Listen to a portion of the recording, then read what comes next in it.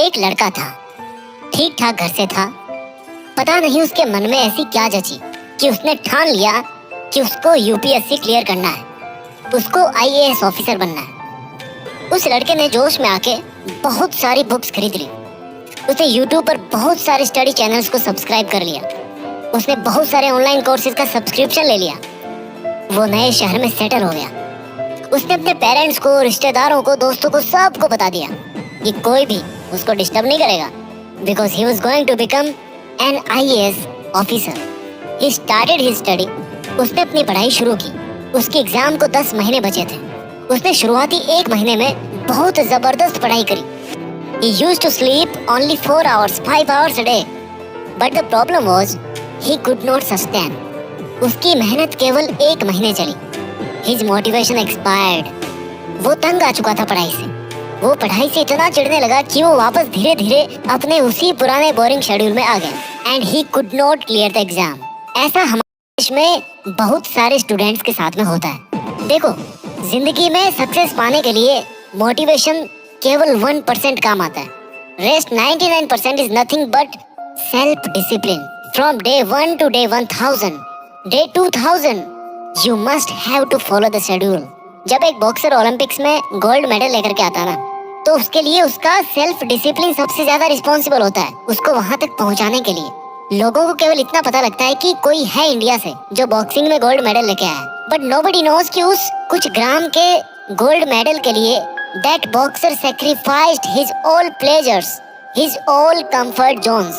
उस बॉक्सर ने पहले दिन से लेकर के 10वीं साल तक वही शेड्यूल फॉलो किया है जिसको कुछ लोग बोरिंग कहते हैं। उसने जंक फूड को छोड़ करके 10 साल तक कार्ब, फैट एंड प्रोटीन इनके बैलेंस पे फोकस किया है। उसने हर मौसम, हर साल डेली बहुत घंटे प्रैक्टिस करी है, बहुत पसीना बहाया है। ये लोगों को लगता है कि उसने गोल्ड मेडल के लिए गेम खेला है। No no my dear, no.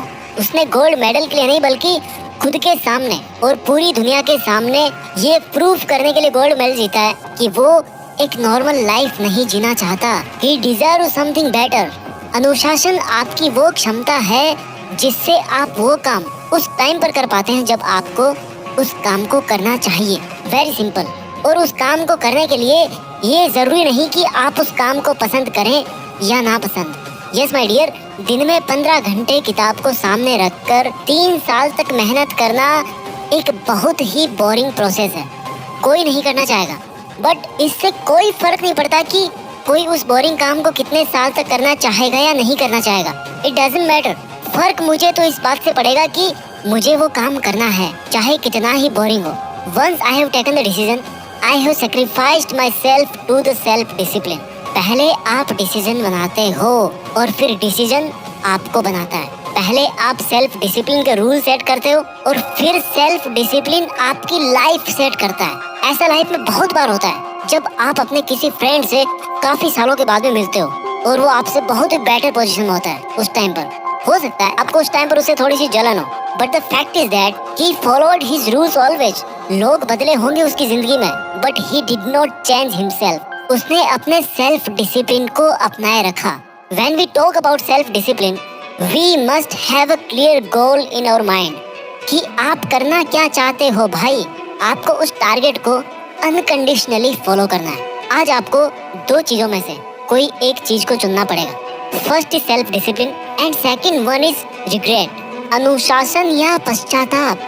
आप अगर अनुशासन चूज करेंगे तो आपको सफलता मिलेगी या नहीं मिलेगी इसकी कोई गारंटी नहीं है, बट इतना जरूर कंफर्म है कि कभी आप अपनी लाइफ में अगर पीछे मुड़ के देखोगे ना, तो आपको कभी पछतावा नहीं होगा। अगर आज आप अनुशासन चूज करते हो तो इसका दर्द आपको कुछ वीक्स, कुछ महीने या कुछ साल तक हो सकता है, but if you dare to choose regret तो भाई पछतावा तो होगा, लेकिन इतना बुरा होगा ना कि आप उस टाइम अगर कुछ करना चाहेंगे तो भी कुछ नहीं कर पाएंगे। आपको सफल होने के लिए दूसरों से ज्यादा स्मार्ट होने की जरूरत नहीं है। समझो इस बात को। आपको सक्सेसफुल होने के लिए दूसरों से ज्यादा सेल्फ डिसिप्लिन्ड होने की जरूरत है। जब कोई आर्मी में भर्ती होता है ना, तो उसको सबसे पहला अगर कोई पार्ट पढ़ाया जाता है तो वो है सेल्फ डिसिप्लिन का। Discipline to perform his duty at any place, at any situation, at any cost. तब जाकर वी विन अ वॉर।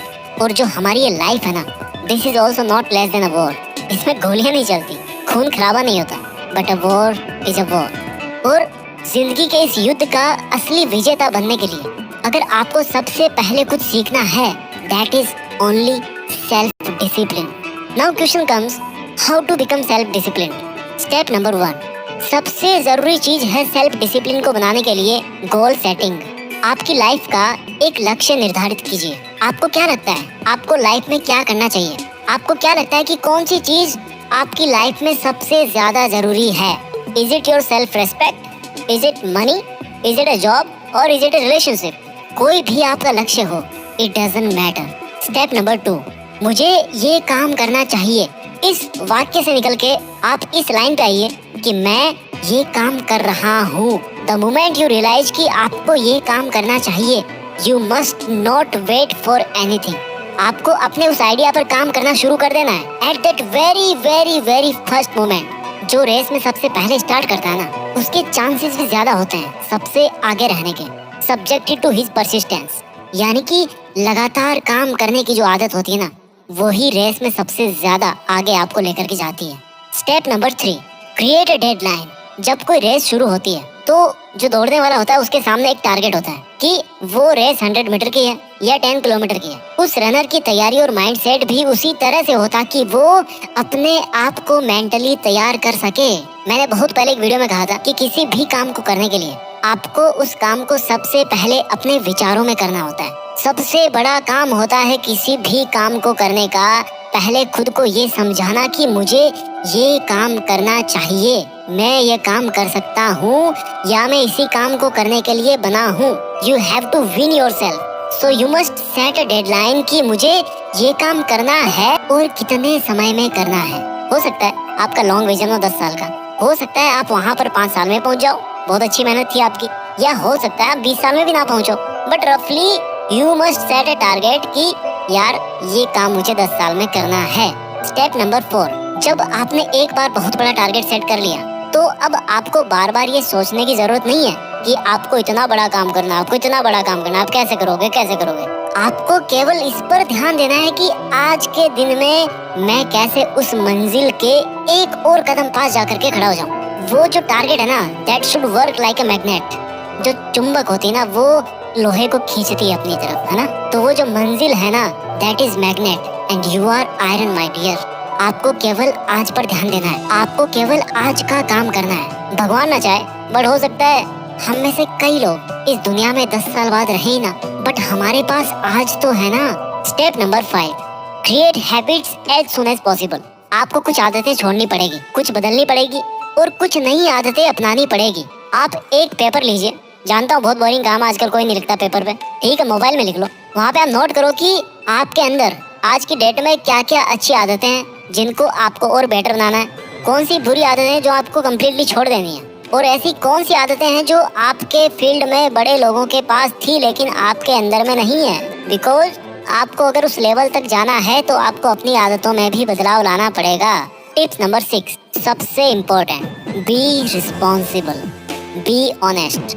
आप चाहे दुनिया के सामने कैसे भी रहो, कैसे भी बनो, आप दुनिया को उल्लू बना सकते हो। You can cheat because I am once again saying that in this 800 crore people's world, you are just one who will be with you till your last breath.